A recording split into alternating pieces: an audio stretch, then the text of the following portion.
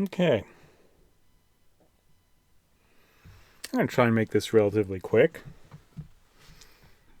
So one of the things that's been discussed recently is this question of whether the top and bottom lines are correctly denoted here. And there was something that occurred to me a little while ago.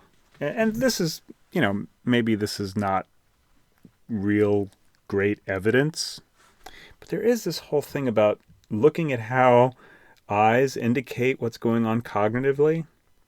Now, one of the things that people look for is whether someone is lying, right, which is this side here on the left.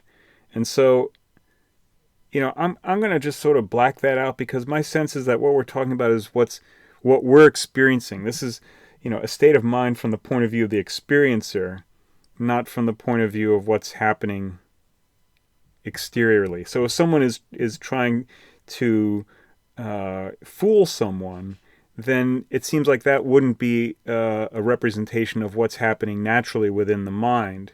I don't know. At any rate, take a look at this side.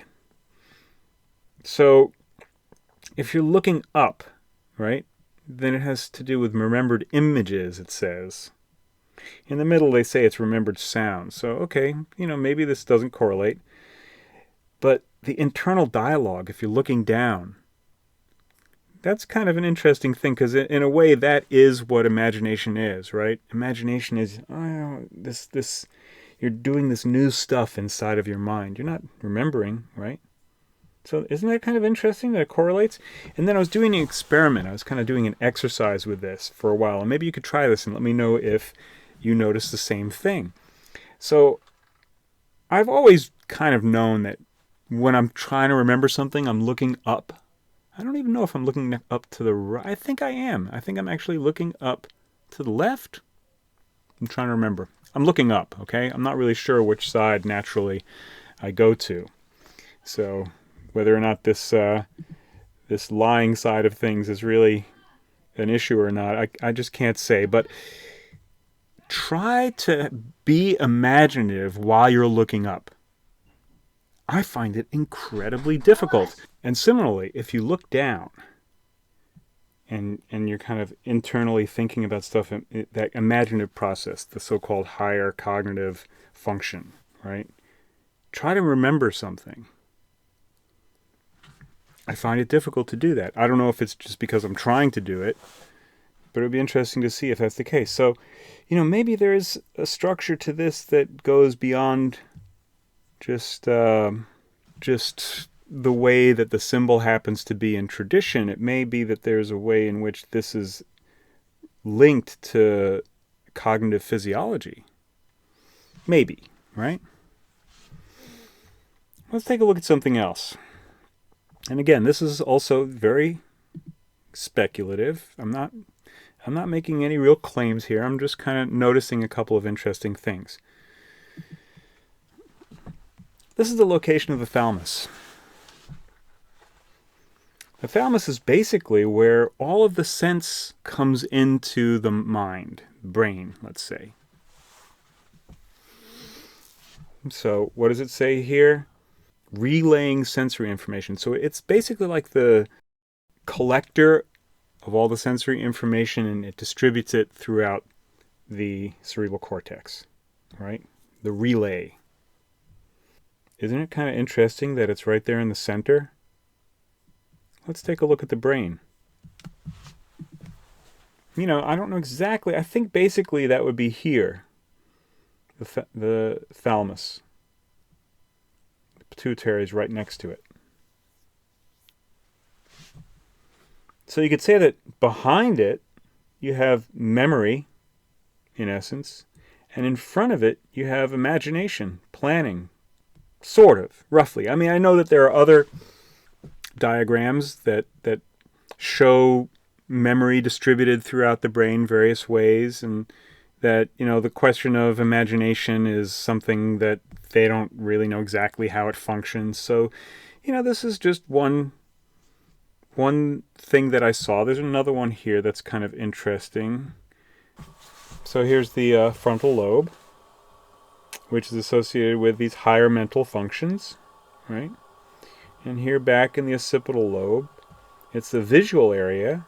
So image recognition would be the storage of imagery, right? So there's memory there.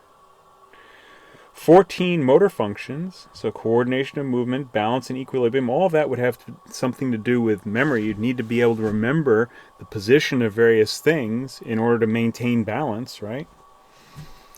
In order to be able to recall certain types of movements. It's also interesting that the more immediate functionality seems to be in the middle, so the more kind of direct sensory aspect of things, linked to the sense input, you could say, seems to be wrapped around here in the center. So here, of course, you have the parietal lobe, which is sensory area.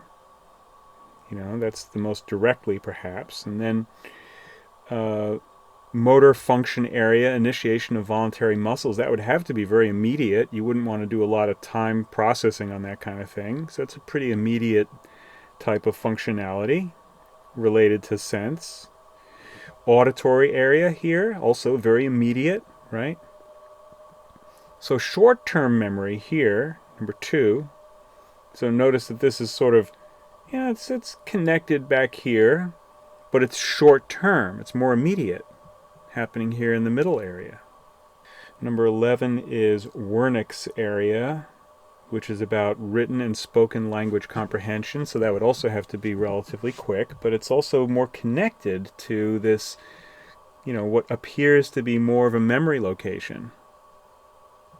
So, okay, not definitive, but there does seem to be a structure in the brain that is somewhat analogous to the structure of the trigram. I can't say for sure. I just find it to be kind of interesting. Hopefully you find it interesting too. If that's the case and you'd like to support this effort, it's pretty simple. That address right there that says TAIJIREALITY.substack.com, you don't have to pay anything. So if you sign up on TAIJIREALITY.substack.com, that way I'll have your email. You can stay in touch if for some reason YouTube decides they don't like this channel. If you do want to support, patreon.com/TAIJIREALITY. It's a good way to go, or you can do it on Substack too. I appreciate any comments, likes, shares. Check out my Assembly of Silence Radio Hour podcast.